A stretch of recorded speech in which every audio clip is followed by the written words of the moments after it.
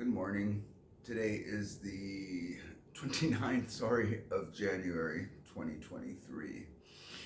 Um, I've Yesterday was a bit of a recovery day. Today is in that mode.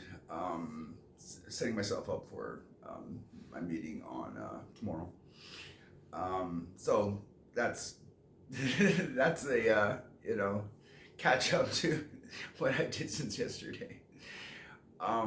But on a positive note, I thought that I would give you a bit of an update on what I noticed that I've been doing, and I've already shared it with you. So enough rambling. Let's get into it. You know that I kind of tripped myself out when I had fallen under 140 and then more under in the high to mid 130s, and then I thought,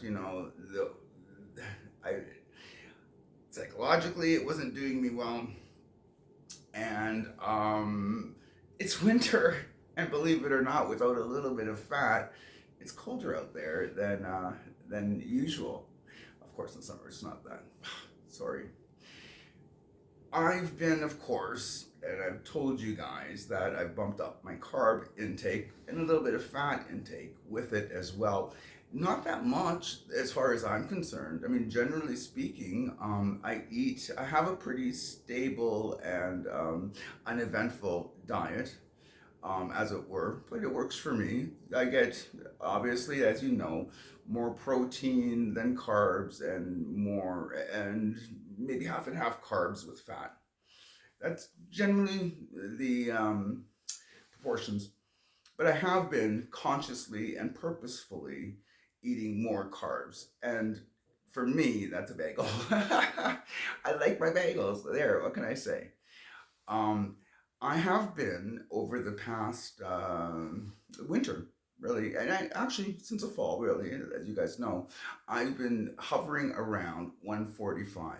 I haven't dipped under 140 in months, and I haven't hit even 147, for instance, which is again that's my ideal. I prefer to. I'm aiming for hovering between 145, okay, 142 to 147, 48. That is the range I would like to be in. I would feel comfortable seeing that on the scale, and I would feel warmer going outside in the cold, and it's working. That's how they say, at least the way I see it, is that's the empirical science of carbs and fat connection. I don't know how else to put it. I may have been adding a little bit of muscle to it, to my frame, although, as I know it, I doubt that I could gain for instance, pounds of fat, 4 pounds of muscle in, say, 3 months. It's possible, but I haven't really done much more than I've been doing, say, since the summer, since last spring.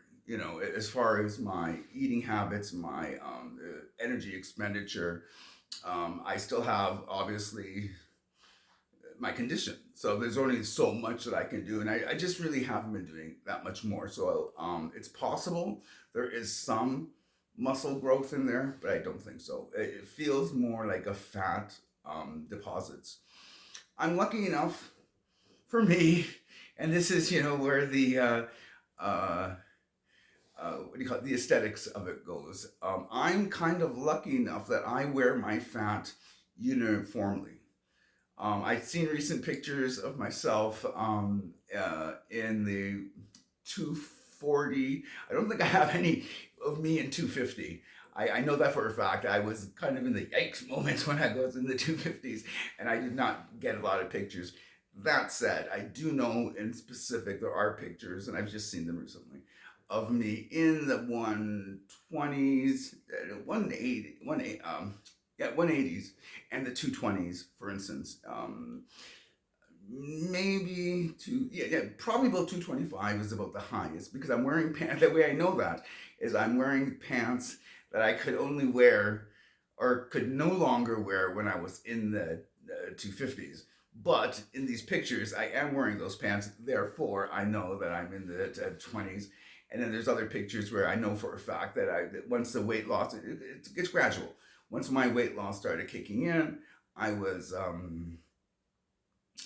shedding it slow and then fast. That's generally the way it works. That said, I'm in a good mood over the fact that I not only have I reached my goal, but I've also been sustaining my goal, and I've done it through carbs.